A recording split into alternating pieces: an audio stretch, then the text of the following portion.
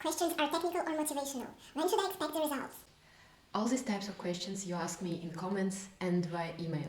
And in this video I want to answer the most popular of them. So by the end of this video you should know how a standard DAAD interview looks like, what to expect and how to prepare yourself. Let's go! Isn't it weird how I'm holding it with a coaster? So, I want to make a disclaimer that basically all these answers are based on my own experience and it can be different in other countries for different divisions of DAAD and so on, but still, I think that the picture is more or less the same, so all this information will be useful for you and will help you to feel calmer, since things are more predictable. Okay, the first question is, how many people will interview me? In my case, it was one representative of the DAAD office from my country plus 3 professors from Germany. So, 4 people all in all. And an important thing here is that I knew all of them somehow, because 2 weeks in advance before my interview I got an email from this DAAD representative from my country who is responsible more for the organizational stuff. I got an email where all 3 professors were named, it was stated from which universities they are. So yeah, I could do and I did my prior research to know what are their research spheres, which potential questions they can ask me and so on. The second question, how long is the interview? Usually it's something about 15 minutes per person and they take the first 2 minutes to do a general introduction, to tell you what will happen there, basically use it as this icebreaker so that you feel more comfortable and so on. Then the main part of the interview starts, they start asking questions and it lasts approximately 10 minutes, not so long at all. And the last 3 minutes are for your questions to the committee members. By the way, you should be really prepared for this part and I already have a video about 3 non-trivial questions which you can ask back to show that you're really interested in the scholarship, and you can check this video somewhere here. Question number 3. How did you get informed about the interview? As I mentioned before, I just got an email approximately 2 weeks in advance, maybe 10 days in advance, saying that yes, I'm invited to the second stage, congratulations, blah blah blah. They also asked me to send via platform something like a consent that yeah, I'm okay, that it will be a video interview, maybe they will be recording and so on. So yes, I sent this document, I uploaded it. Hi, Martin. Okay, that's good. Huh? Sorry. So yeah, I uploaded this document back to the platform and basically that's it. And you're just expected to join the call in the date which was mentioned in your email, following the link which was given, I think in the same email or maybe afterwards as soon as you upload the consent. Question number 4 is really widespread and it makes people stressed. And this question is, will the interview be conducted in English or in German? There is no one answer for this because basically it depends, and it depends mostly on which documents you prepared, your motivation letter and CV, and on which language you're going to study then in Germany. Because yeah, DAAD, they don't have any requirements for your language level, it's just your language level should be enough to successfully study in Germany.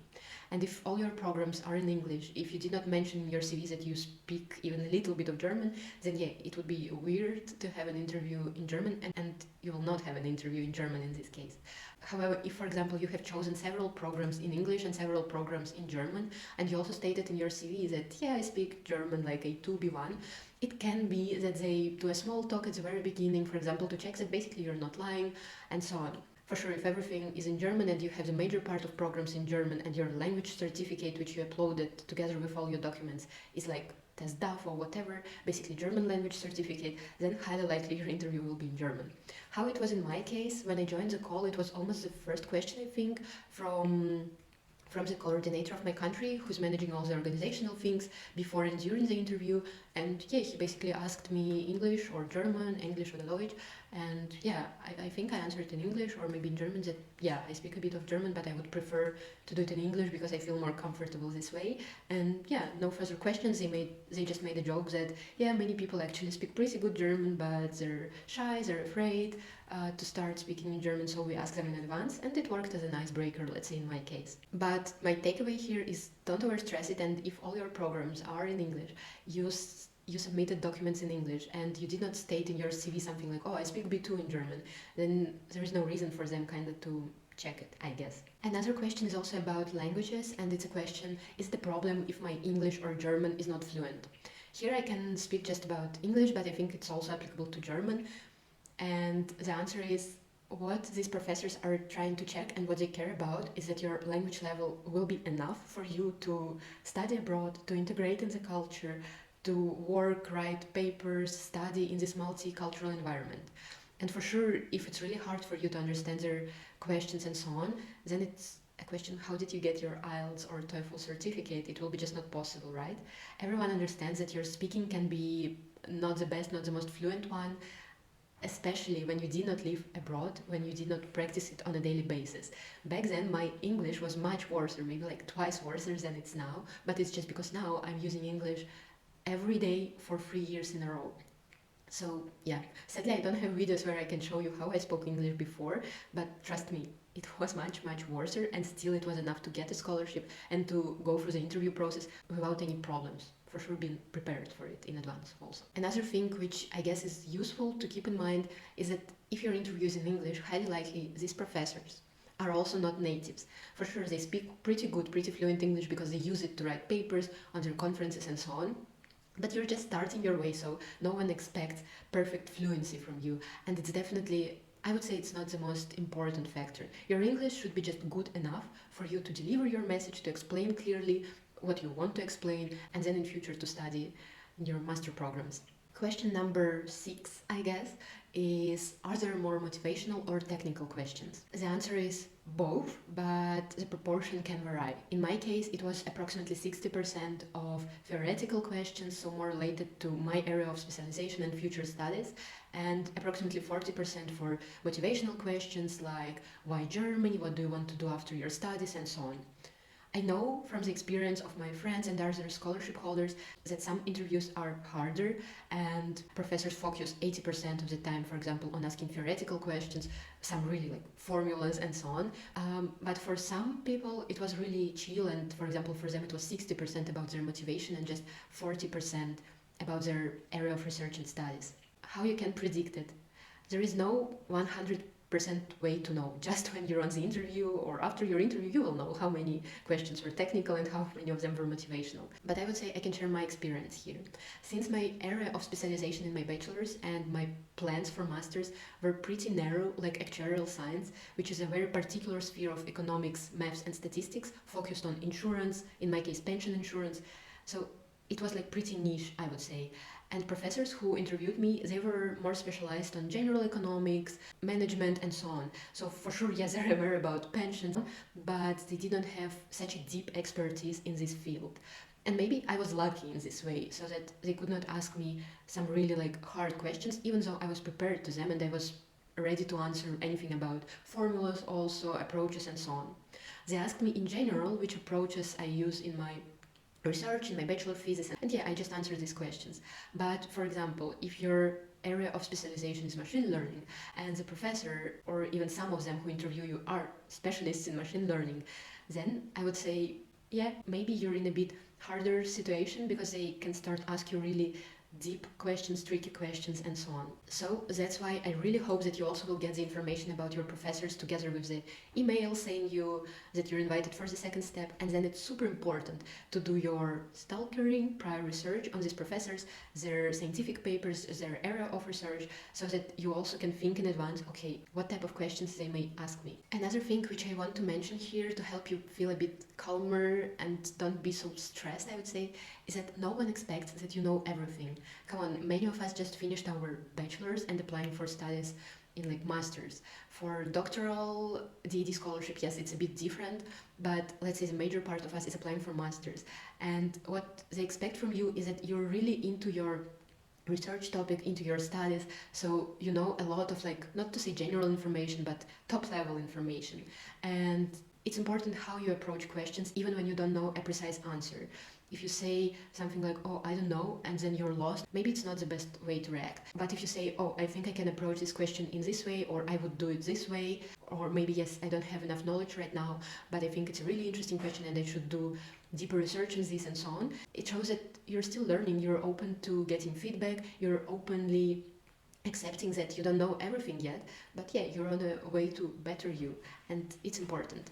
So yeah, my small tip here is to prepare a couple of standard answers, basically 1-2 sentences, which you can use if you don't know the answer to the question, but through these answers you can show that you're eager to learn, that you will do your research afterwards, and yeah, thanks for the question basically. The next question, do they ask about research and academic work?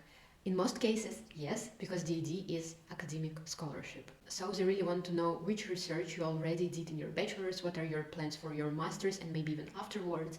No one says that you should have participated in 10 conferences, prepared 15 papers during your bachelor's, and so on. In some cases, even your bachelor thesis, if it's like an interesting research topic, a proper research, it's also considered to be your academic work, but for sure, the more research-focused activities you had in your bachelor's, the better. In my case, they asked me about my scientific papers, if I have some of them already published, about my participation in conferences, and I just honestly shared that yeah, I had a couple of articles, publications, some of them were still under the review, so yeah, in my case, I had something to share. I also shared it already in my motivation letter, but I know cases when people did not have such an extensive academic experience and they still figured out the ways to present their maybe smaller research projects during some of their courses, present it in a way that, yeah, I did some research and academic work. And if you're interested in particular questions which I was asked during my DAAD scholarship interview, you can check this video. There I share a bit more about the questions themselves and how I approached them. Question number 8, I guess. How high is the competition on this second stage of the DAAD selection process? I cannot give you a particular answer to this one, and there are several reasons why. Because these numbers vary a lot based on your country, based on the DAAD division, for example, is it like general, DAAD all disciplines, DAAD ERP, DAAD EPOS, and so on. So yeah, these numbers are different. I can just share that in my year, which was 2022, for my country, which is Russia, it was something like 20% of people who were invited to the interview finally got a scholarship, so 1 out of 5. I guess there were like 12 or 14 people who got DAAD ERP from my country, and approximately 50 people were invited to the second stage to the interview. But I know that for some other countries, this percentage is much higher, so basically half of the people who are invited then get a scholarship, or even more. So what you can do is to try to find DAAD scholarship holders from your country and ask them if they have information about their year when they got a scholarship. But don't stress too much, because at the end of the day, it's not the most important information. Yeah, I like numbers and I understand that it helps us to know if the competition is super high or just normal. But what really matters is to invest your time more into preparation and mock interviews and doing the best you can during the interview, and then hopefully get the results which you expect. Question number 9, and it's also a very popular one. What should I answer if they ask me about my plans after my studies in Germany, after my scholarship? And here my question is, what are your plans after your studies in Germany and after your scholarship? Basically, as long as your answer is aligned with values of DAAD scholarship, as long as your answer is logical, and as long as it's close to reality and to your true plans, you can just honestly share it, because there is no right or wrong answer. DAAD does not have requirements, at least like right now when this video is recorded. DAAD does not have requirements on you going back to your country or you staying in Germany. So I think there are some reasons for them to expect you to go back, but also there are some reasons for them to keep you in the country, because they already invested so much money in your studies and living there, so maybe they just want you to work there and by your taxes pay back all these funds. But also maybe they don't want you to compete with people in their local labor market and so on. So there is just no right or wrong. I know that my honest plan was to study here, to get my working experience here, and then to decide if I want to do PhD or if I want to continue working in the industry.